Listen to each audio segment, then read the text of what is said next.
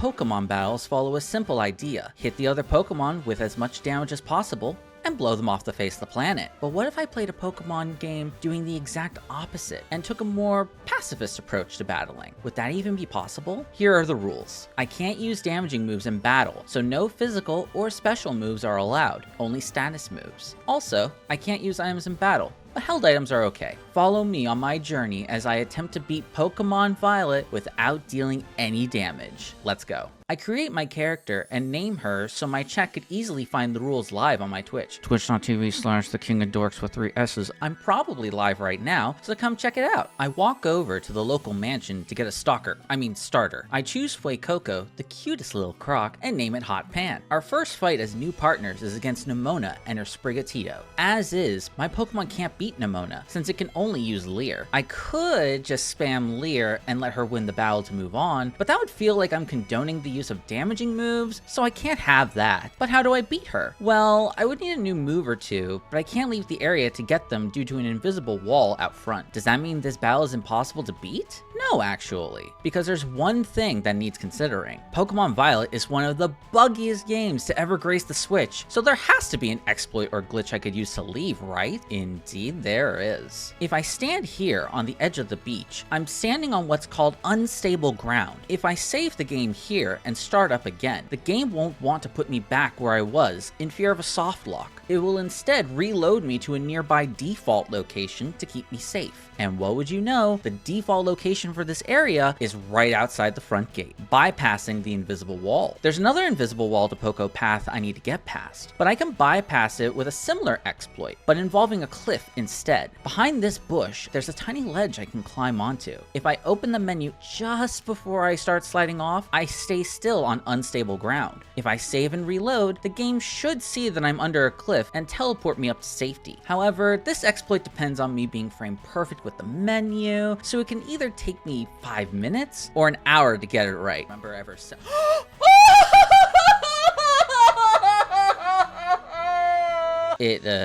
It took an hour. After recovering from the pain, I progress as usual till I get near Los Platos. Normally, I can't leave this area until I progress the story, but I can use one of the skip school exploits to escape by going to this cliff and crouch spamming my way up. From here, I walk all the way to Levincia to get what I need to beat Nemona, the TM for Will-O-Wisp. Will-O-Wisp burns the opponent, dealing 1/16 of their HP per turn and cutting their physical attack in half. And surprise, surprise, Fuecoco can learn it. Now I have to walk all the way back because I don't have access to flying until I beat Arven for the first time. I jump around the Poco Path invisible wall and squeeze through the front gate, and now it's time to beat Nemona. The Weed Cat burns itself on my Hot Pan and starts losing HP every turn. I then have the pleasure of cycling Protect, which I picked up earlier, and my other moves for 7 minutes before Sprigatito finally faints, and I beat Nemona without dealing any damage. Before we move on, if you enjoy the run, make sure to like the video, comment below, and subscribe to the channel. I'd really appreciate the support, and I can assure you, this fight was but a taste of what's yet to come. I walked down Poco Path for the second time, catching a Tarantula named Legos and a Hoppip named Allergies, which will be very useful later on. Soon after, I adopt a doggo by giving it a sandwich. The local Houndour get jealous and attack us, but I resolve the issue peacefully by using my dog's built-in jet engine to run away. What, your dog doesn't have an inbuilt jet engine? Down the road, I meet Arven, who decides to deal with his daddy issues by battling me. After slowly pacifying his Squavet, he runs away. Sheesh, that guy really needs a therapist. I fly to Los Platos and...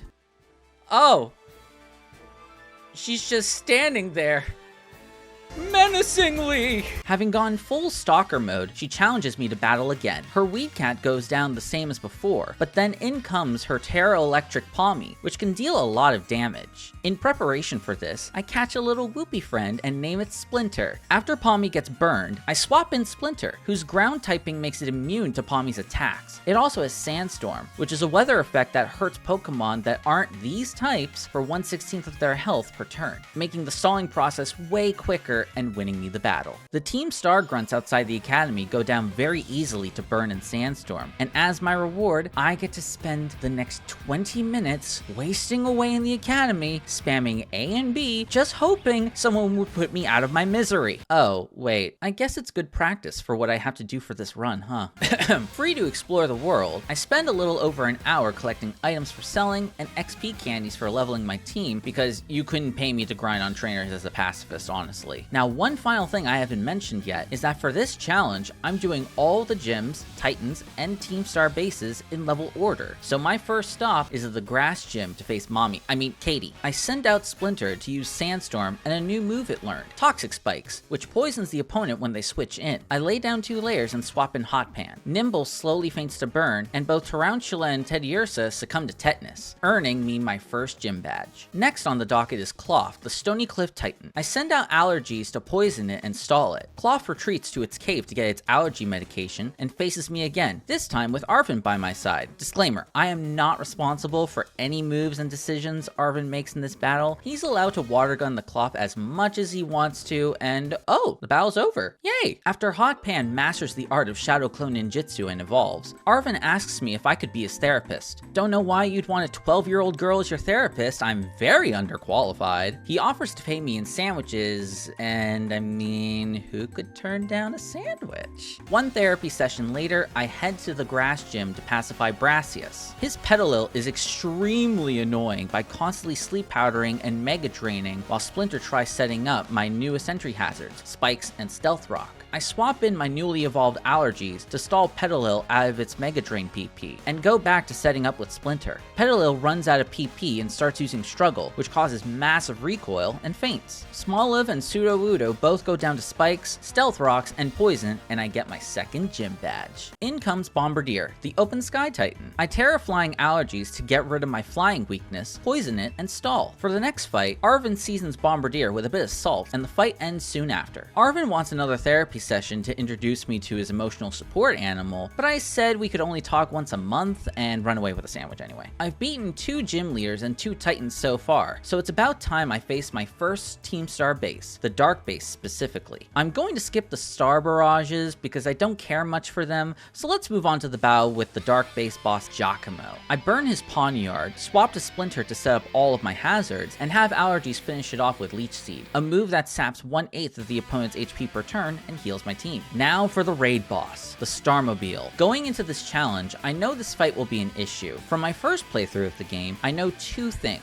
1, they are unaffected by all status conditions, and 2, they have infinite PP, meaning that stalling with status effects and PP stalling for struggle are off the table completely. I have no game plan going into my first attempt, I just have hazards on the field and I'm hoping for the best. The Starmobile is out, and thankfully it gets hit by Spikes and Stealth Rocks, but not Toxic Spikes, which makes sense. I have no other way to deal with the car, so I wipe and call it a day. I do some thinking and decide a bit more testing is needed on what I can use against the Starmobile. For this testing, I go to get a new team member. I catch a Pincurchin and trade it with this trainer to get a Haunter, which immediately evolves into Gengar. Gengar has access to a lot of different status moves, but the ones I want to test right now are Curse and Perish Song. I also have Splinter relearn Sandstorm since Toxic Spikes are useless. These are my only chances for victory, and if they don't work, this run is done for. For my first test, I give Gengar a Rocky Helmet to damage the car if it uses Wicked Torque, and I test out Curse. Curse fails, and on top of that, I find out that the Torque move doesn't proc Rocky Helmet, meaning it doesn't make contact. This doesn't look too good so far. For my second test, Splinter sets up a Sandstorm, and I pray.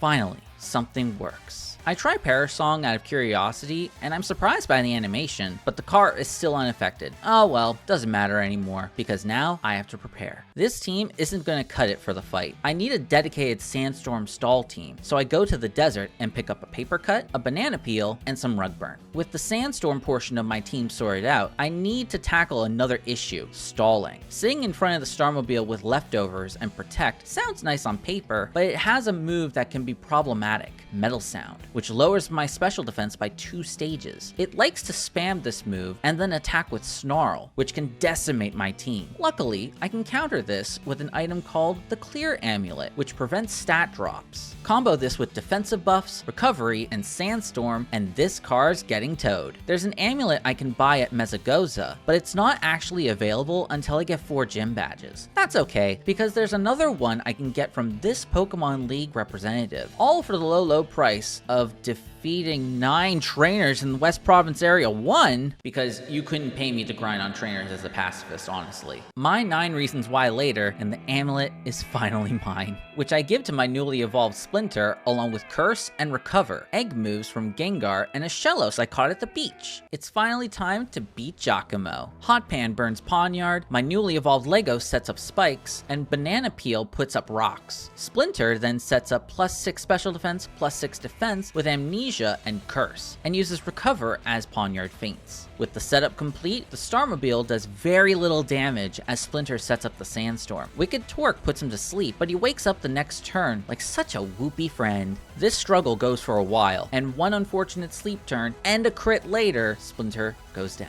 The Starmobile may be at less than half HP, but my chances of victory are slim. Rugburn comes in with Sandstream and a Smooth Rock to set up Sandstorm for 8 turns. I swapped to Hot Pan and Protect until it's down. I swapped to Paper Cut, and with no better option, I used Sand Attack. I expect it not to work, only to realize that stat lowering moves still work on the car. You're saying I could have done this? All this time I spent setting up to transform my Splinter into an unstoppable tank, and I could have just done this? The Starmobile misses a few times, allowing the Starmobile to gunk up its engines, and I finally beat Giacomo without dealing damage. Including the grinding for the Clear Amulet and team building, this took 4 hours. If I find whoever is responsible for these Starmobiles existing, I'm going to give them a piece of my mind. I move on to Levincia to challenge the Electric Gym, and after that Starmobile nightmare, I'm up for a nice, relaxing gym battle. Oh no. Despite me going all over Paldea for the past 12 hours of gameplay, my stalker has somehow tracked me down and wants to battle. But with Allergy's Leech Seeding and my new Sandstorm strategy, she's a walk in the park. Gym leader Iono invites me onto her stream, and I respond in kind with Entry Hazards, Leech Seed, and Sandstorm, pacifying her entire team with ease. Up next is the Fire Team Starbase and Mela. Yay!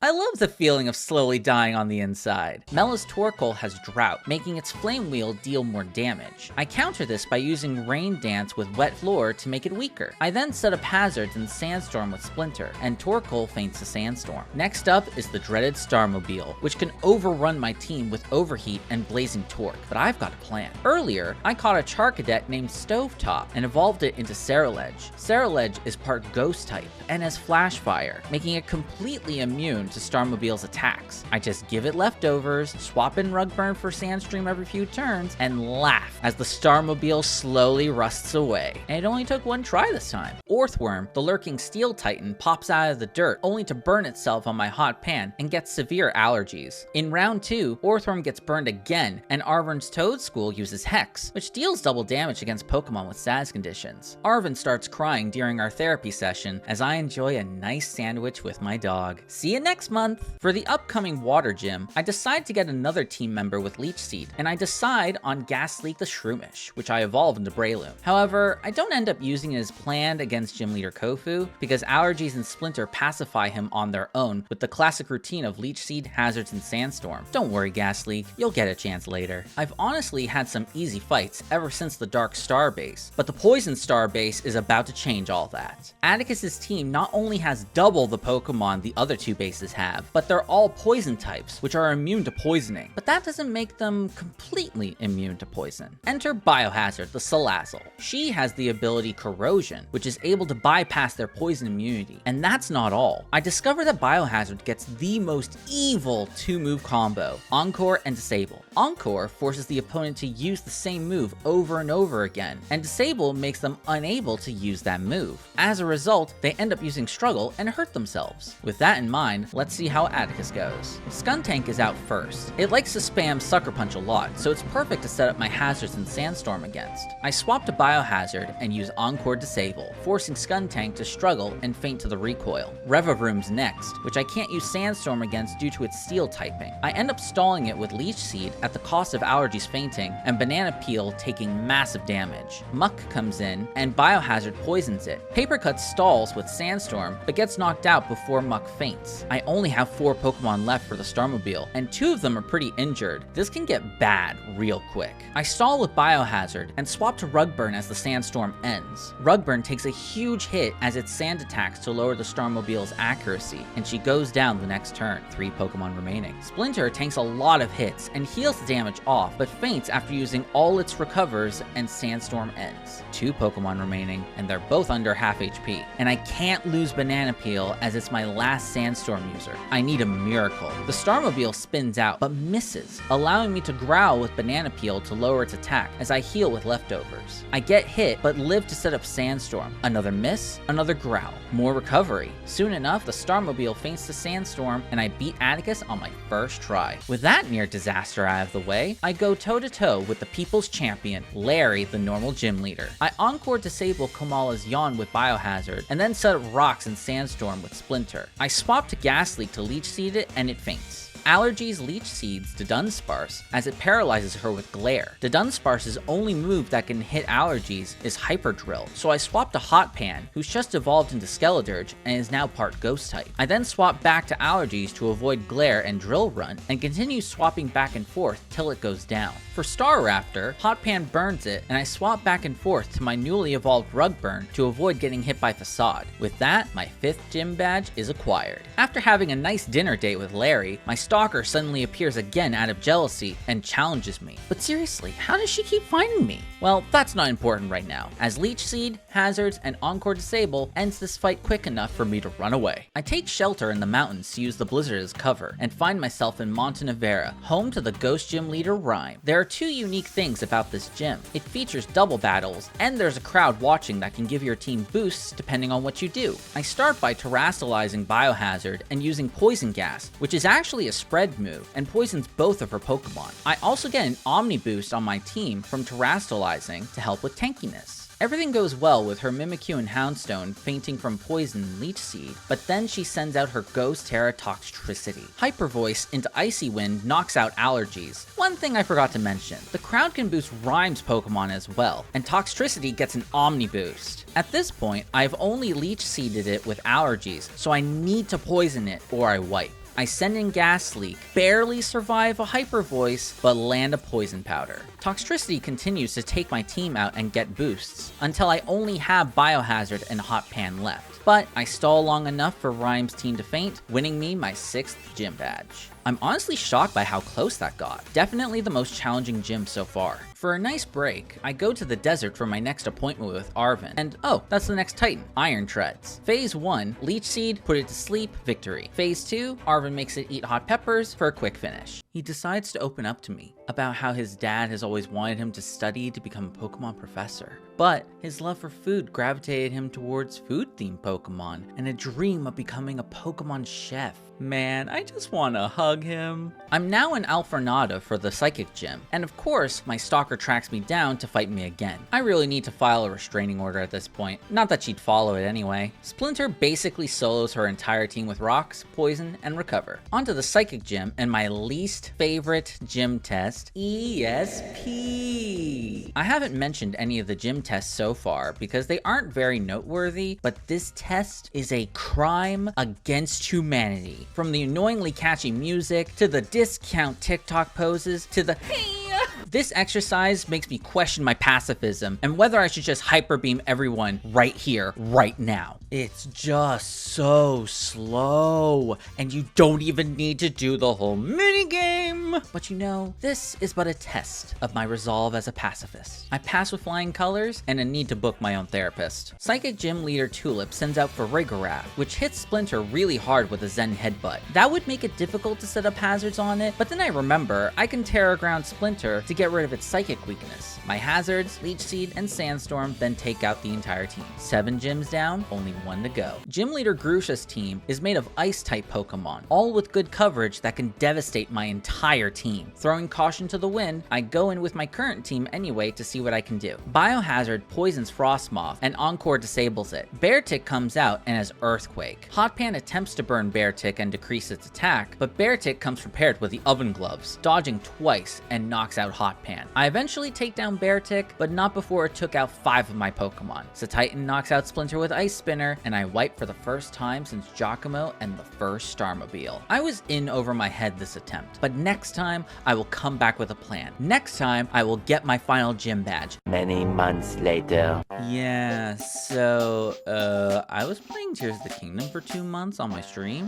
Where were we? Remembering how badly I lost to Grusha last time, I go out in search of a new Pokemon to add to the team. Beartic is a huge threat to my team, and I need to counter it somehow. I decide to get a Steel-type Pokemon because of its resistances, and it doesn't get hurt by my team's Sandstorm. And the Pokemon that immediately comes to mind is Revavroom, the foundation that the Starmobile is built upon. Its Steel Poison type has so many resistances, it's bulky, it's fast, it can use Sandstorm, it can poison, it's perfect. What was once a sword that ran through my entire team would now become my shield to fight against Grusha one last time. This time, I start with Splinter to set up rocks since I know Frostmoth will go for Tailwind turn 1. Biohazard then poisons it and Encores it into Blizzard to make it run out of PP instead of Encore Disable this time. I swap back to Splinter to set up 3 layers of spikes since it can only use Bug Buzz, and Frostmoth faints to poison. Beartic's here and Hotpan comes in, which has Air Balloon this time to avoid any earthquakes. Beartic seems to have forgotten their oven mitts this time and gets burned. Predicting an earthquake, I pivot to Allergies, which is unaffected. I then pivot once more into Backfire the Revavroom, and my plan to take down Beartic is in motion. Backfire will instantly faint to Earthquake, but it knows Magnet Rise, which makes it unable to be hit by ground moves for 5 turns. I Sandstorm, and soon Beartic faints. Titan's next, I swap to Rug Burn, which roars Titan out and Altaria is forced into hazard damage. I tank an Ice Beam and roar again. Titan comes back in and instantly faints from the hazards. Eventually, Altaria goes down, and I claim my final gym badge. At this point, my confidence is overflowing, as I only have 2 star bases and 1 Titan left to go to access the endgame. So I immediately head over to the Fairy Team Star base to face Ortega. Ortega's team goes down pretty easily to hazards and roar, since they mainly spam Charm and Baby Doll Eyes against my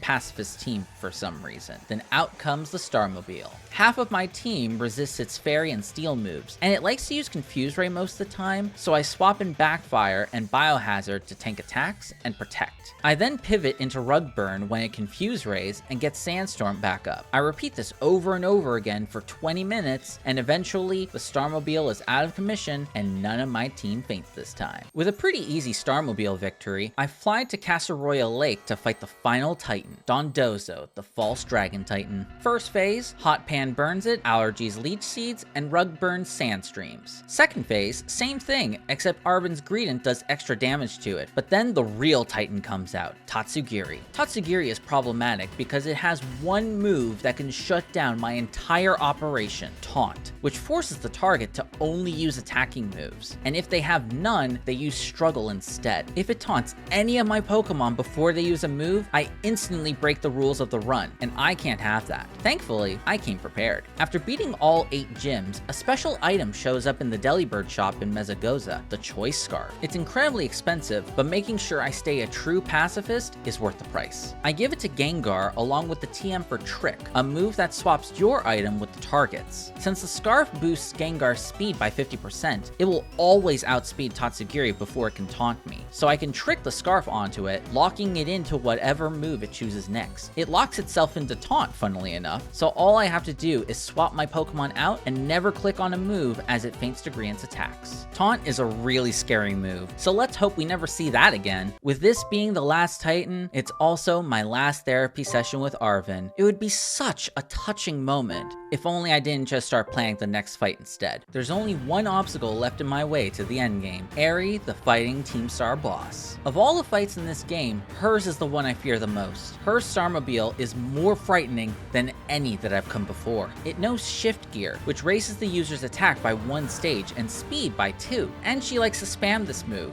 a lot. She's guaranteed to get +6/+6 and sweep through my team, wasting my time with every attempt. It also has great type coverage that not a single Pokemon in the game can fully resist, not to mention the rest of her team, which all boast high damage and speed that can whittle away at my resources. My team can't stand up to her, at least not right now. I need a new team member to face this threat. Something that is naturally bulky, something that can resist a lot of moves, and something that can boost its defenses to rival the Starmobile's attack boosts. And that Pokemon is Bronzong. What? Were you expecting me to fake you out twice? You know that move can only be used on the first turn. Bronzong has high base defense and special defense, along with one of the best defensive type combos in the game, making it the perfect tank for the Starmobile. I find one near Casseroya Lake and name it Falling. I teach it Iron Defense to boost its defense, Sandstorm to damage the car, Protect to combo with the leftovers for healing, and Safeguard to protect against paralysis from combat torque.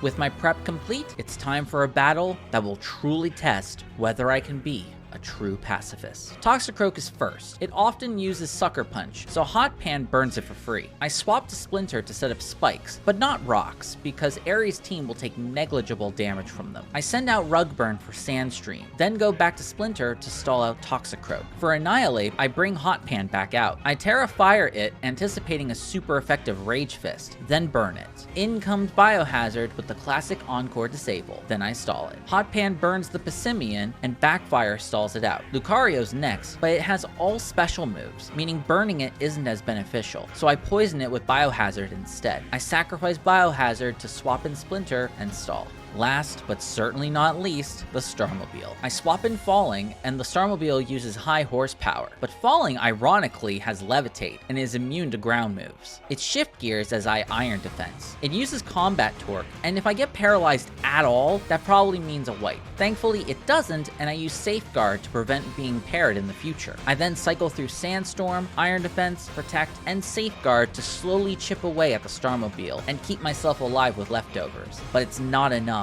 and the first attempt ends in failure. The Starmobile not even left at half HP. Seeing nothing but unbearable pain in my future, I brainstorm ideas that I've yet to try on the Starmobile. One move I haven't tried yet is Skill Swap, but there aren't any good skills to swap with in this game. Another move is Pain Split, but I rule it out because I feel like it goes against the spirit of the challenge, since it would technically deal direct damage. My final idea has some promise, Trick, which worked wonders on the False Dragon Titan. My idea is that it targets the Starmobile's item slot and not it directly, so maybe I can trick the Choice Scarf onto the Starmobile and make it use the same move over and over again. Gengar isn't a good option for Trick since the car is likely going to have a shift gear set up, and even a Scarfed Gengar couldn't outspeed that and live. I decide to get a Mimikyu named Needle because its disguise ability will help it tank a hit as it tricks the Scarf, even though it's way underleveled. For attempt 2, I used the same strategy as last time and easily make it to the Starmobile. I sacrifice Hot Pan so I can swap in Needle for free. I trick away the Choice Scarf and it's choiced into shift gear! What a fool! You crumble beneath the presence of a level 31 Mimikyu! The strategy worked!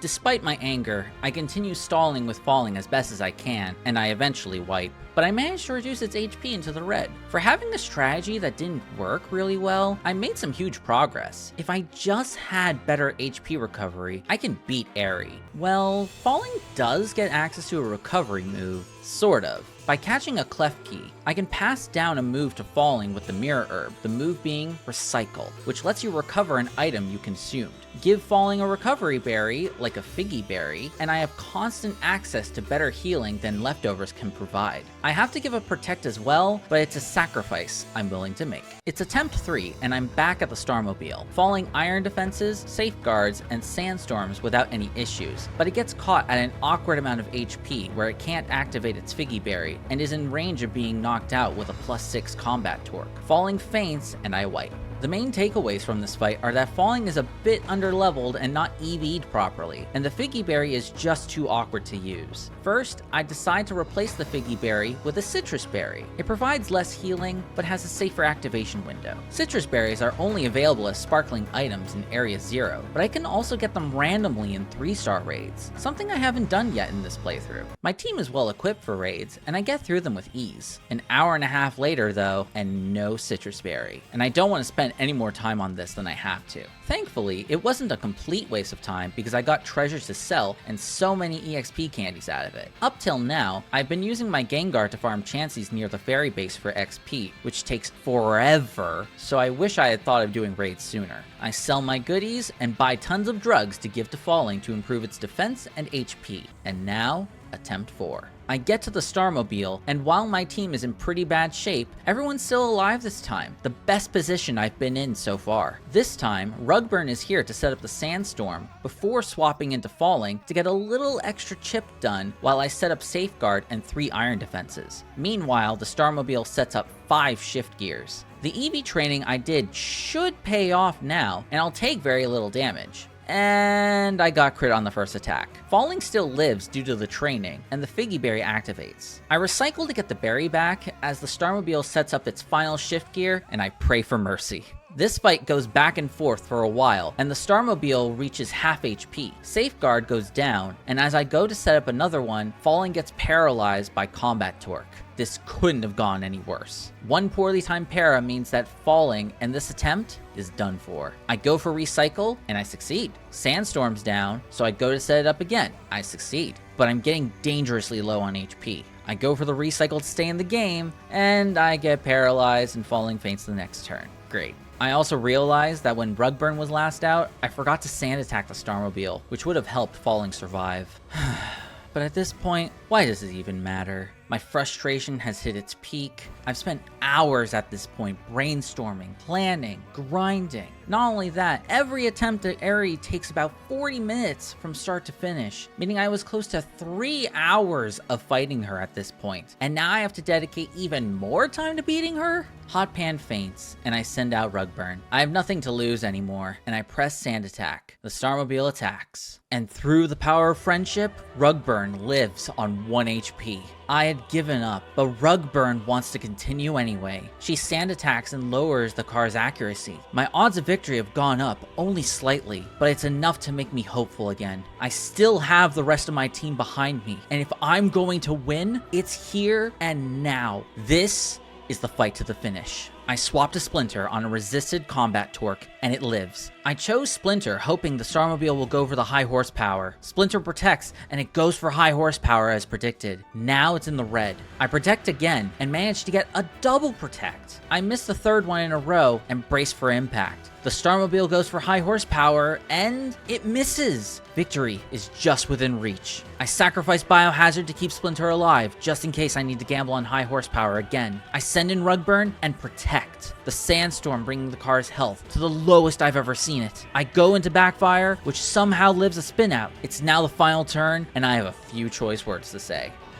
Aerie, you with your Starmobile, I hope you burn in Pokemon hell. Aerie, the gatekeeper to the endgame, is defeated. That was one of the most infuriating experiences I've ever had in a challenge run, but I think the worst is finally behind me. My first endgame obstacle is the Elite Four and Champion Gita. They'll be pretty tricky since I can't leave the Pokemon League once I enter. After studying and preparing for the trials ahead, I head straight in. Rika's first, and since Sandstorm isn't an option for this fight, I decide to lean into a Leech Seed strategy, consisting of Allergies, Gas Leak, and a Sunflora I caught named Thorns. Allergies Leech Seeds her Wish Cache as it uses Blizzard. I expect it to live on 1 HP with my Focus Sash, but Allergies tanked it pretty nicely. Since Allergies is going to faint on the next attack anyway, I use a new move I prepared for this moment. Memento, which instantly feints the user and lowers the opponent's attack and special attack by 2 stages. This puts Splinter in a perfect position to tank Wishcash's blizzards and set up hazards. The rest of the fight goes pretty smoothly with Gasleek and Thorns using Leech Seed on everything but Clodsire, which I poison stall with my Magnet Rising Backfire. Next up is Poppy, and I need my Leech Seed strat again. Allergies opens with Leech Seed as Copperajah goes for Stealth Rocks, a trick right out of my own book. I have to be very careful with how I switch my team around to avoid taking damage. I stall for a few turns with Synthesis before mementoing and swapping to Splinter. I successfully set up hazards and Copperajah faints. Thorns uses Leech Seed on her Bronzong but misses. Thorns manages to hit one next time but faints in the process. I send in Falling, stalling with Confuse Ray and Bronzong hitting itself a few times. Magnezone can output huge damage if left unchecked, but I poison it with Biohazard predicting a light screen. I Encore disable it, and it goes down to Struggle and Poison. Biohazard poisons her Corviknight, but goes down to a Brave Bird. I plan to stall again with Falling, but Corviknight takes Falling down with 2 critical body presses in a row before succumbing to poison. Her Terrasteel Tinkaton nearly wipes the rest of my team out with Stealth Rocks chipping them away, but its low base attack barely saves me from a wipe. At this point, I feel pretty good about the rest of the Elite Four, but I realize that I only have 5 revives left after the past 2 battles, so I need to make sure my Pokemon don't faint a lot or else I won't have a full team for Gita. Larry, the People's Champion, is back and I lead Allergies again. I can't Seed or Poison Tropius since it's Grass type, so I have to switch to Biohazard. Tropius Sunny Days, so I Encore disable it and Poison Stall it till it faints. Rugburn roars Staraptor out. Altaria takes out Allergies with Ice Beam, but goes down to Leech Seed, and Oricorio comes in, which proves very annoying with Teeter Dance, confusing and fainting Biohazard. It eventually goes down to Sandstorm, and Staraptor immediately faints to Stealth Rocks on entry. Thorns fails to pop its Quick Claw and faints to Larry's Terraflying Flamigo, but I win with Sandstorm stalling anyway. I only have a few revives left, so I need to be extra careful going into Hassle. His Noivern outspeeds Allergies and can 2-shot her with Air Slash, meaning I can't go for my Memento strat as usual. I swap into Falling to take the next Air Slash, and swap back to Allergies to take the incoming Super Fang. I do this a few times, and Noivern faints to Leech Seed. Since I couldn't set up hazards against Noivern, I have to do so against Haxorus while I still can. Gasleek charms and Leech Seeds it before I swap into Splinter to put up hazards safely, and Haxorus faints. Gasleek then Leech Seeds Dragalge as it faints to Sludge Bomb. I use this as an opportunity to have Biohazard Encore disable it, and it faints to Struggle and Leech Seed. Flapple takes down Biohazard with Dragon Rush after being poisoned. Hot Pan roars it out and into the Terra Dragonback's Caliber. Falling stalls it, and Hot Pan stalls the Flapple after. And with that, the Elite Four is down, and I have just enough revives to... Oh, wait, they fully healed my team. Well, I worried about that for nothing. Now it's time for this pacifist to become a champion by defeating Gita. Allergies Leech Seeds Espathra as she uses Lumina Crash, which normally lowers special defense by 2 stages, but Allergies has the clear amulet to avoid the debuff. As I jam out to this absolute banger of a soundtrack, I poison Espathra and Synthesis till it faints. I need to set up hazards on the incoming Veluza, so Gasleek tanks a Psycho Cut and charms it. I go back to Allergies to Leech Seed, and she dodges Ice Fang. Then I swap to Splinter to set up hazards and stall. Avalugg takes massive damage and gets poisoned on switch in, and I swap between Falling, Allergies, and Hot Pan to stall. Now for the main threat, King Gambit, which gets a 30% attack boost from its ability. I need to burn it to lower its attack, or it will sweep my entire team. I Terra Fire my Hot Pan, avoiding a super effective Kowtow Cleave, but I miss Will-O-Wisp. I Will-O-Wisp again, and I miss. Hot Pan fainting to Stone Edge. To try and salvage the fight, I send in Gasleek to charm King Gambit, but Gasleek goes down too. I get stuck on whether to use Allergies to Memento or Leech Seed it. If I Memento, my last Leech Seed user is gone, but King Gambit's attack is in the dust. If I Leech Seed, I could miss and lose Allergies for nothing. I choose Leech Seed for the healing, and... Oh, we missed again! Are you kidding me? Miss. Oh, we lived! We lived! I double down on Leech Seed, but I hit this time and Allergies goes down. Biohazard disables Stone Edge, poisons it, and stalls till King Gambit faints. Gagoat comes out next and I stall it with Falling. Finally, Gita's ace Glimora takes the stage. Biohazard poisons it and faints to Earth Power, but Falling stalls out the rest of the fight. I am crowned champion without dealing any damage and not a single reset during the entire Elite Four. My stalker shows up to congratulate me, but as luck would have it, Arven calls me for an emergency appointment, so I bail. I find Arven at the lighthouse as he gets off a call from his dad and he's starting to doubt his dream of becoming a chef.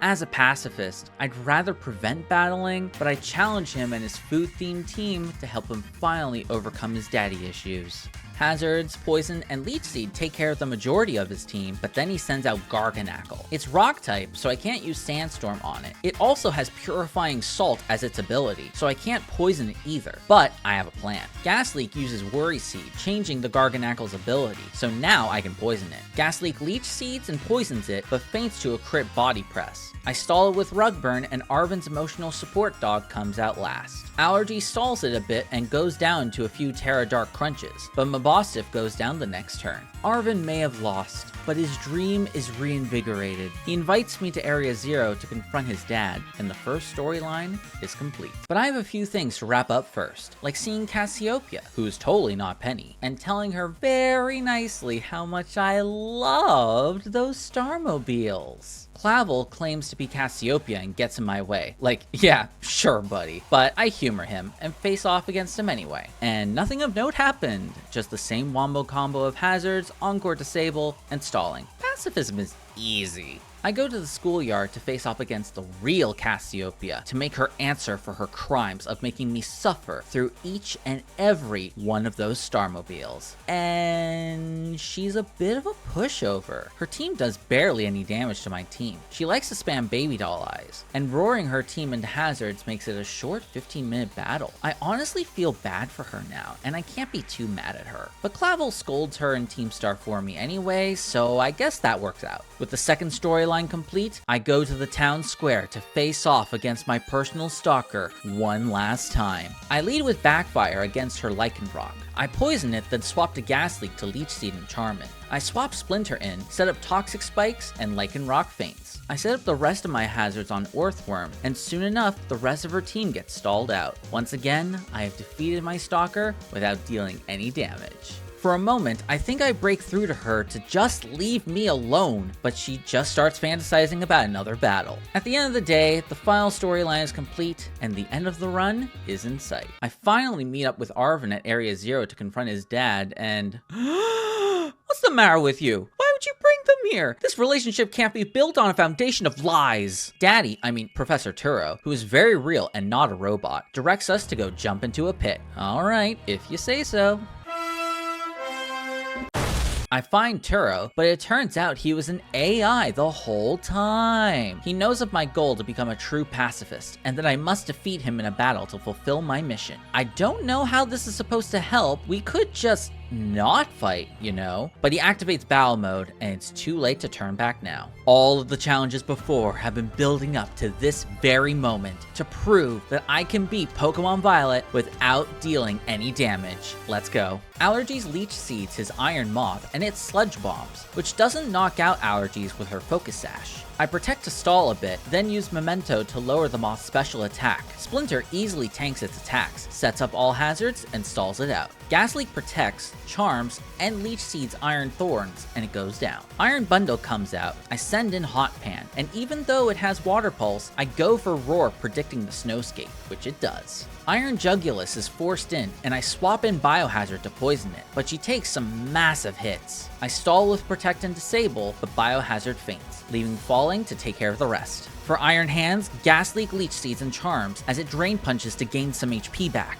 I swap in Hot Pan to prevent the next Drain Punch, and Iron Hands faints. Iron Bundle comes back out and just barely lives the entry hazards. I capitalize on this and Roar, expecting it to use Snowscape yet again. I'm correct and roar in Iron Valiant. Its attack boost from the booster energy can be problematic, but Hot Pan eats a Psycho Cut and roars again. Iron Bundle immediately faints, and Iron Valiant loses more HP from entry hazards. This is it. The final Pokemon, Hot Pan, the Mon who started this entire run, is here to finish this fight. I terrastalize it for some extra flair, hit a double protect, and Iron Valiant faints to poison. I declare myself a true pacifist, but AI Turo would not back down. He has one last trick up his sleeve and activates the Pacifist Prevention Protocol. He sends out his last Pokemon, Miraidon. I attempt to send out Allergies, but Turo locks up all my Pokeballs and I can't use any of my Pokemon. But I have one last option, my dog, which also happens to be a Miraidon. I notice that I can only use Endure, since the rest of its moves are attacking moves and would deal damage, but that doesn't matter to me. I've surpassed greater odds. All I need to do is believe. Believe in Miraidon, my stalker, my former patient, and my PTSD personified, and there's nothing I can't. Taunt is a really scary move, so let's hope we never see that again. With no way to pacify the opponent, I've lost the run. The Pacifist Prevention Protocol really was the perfect counter for me. Take away the team I'd prepared, then taunt a Pokemon I never got the chance to train. To think, all the time, all the training, all the pain. What has it all been for? Nothing but false hopes and the shattered dreams of being a true pacifist. There's only one thing left to do. If AI Turo would end my run like this, then I will take him down with me. I cast my pacifist ways aside and attack for the first time ever. I attack again, not caring that Miraidon is down to 1 HP. Each attack is filled with my pain, my effort, all wasted, and Miraidon gets stronger and stronger and stronger. I land the finishing blow, and I earn a tainted victory. After almost 50 hours of gameplay, the run and my time as a pacifist is finally over. I send Arven's literal daddy issues to hell from whence he came, and we all walk away into the sunset. And now, the question. Can you beat Pokemon Violet without dealing any damage? No. But also yes. It depends on whether you count the second Turo fight for challenge runs, since it's a scripted fight. I included it because I thought it'd be an interesting ending, honestly. But I'll leave it up to you guys in the comments down below. Make sure to like the video and subscribe for more challenges in the future. Also, with the DLC just days away, make sure to check out my Twitch to watch me play it live. If you've made it to the end of the video, you're amazing. Thank you so much for watching, and I will see you next time.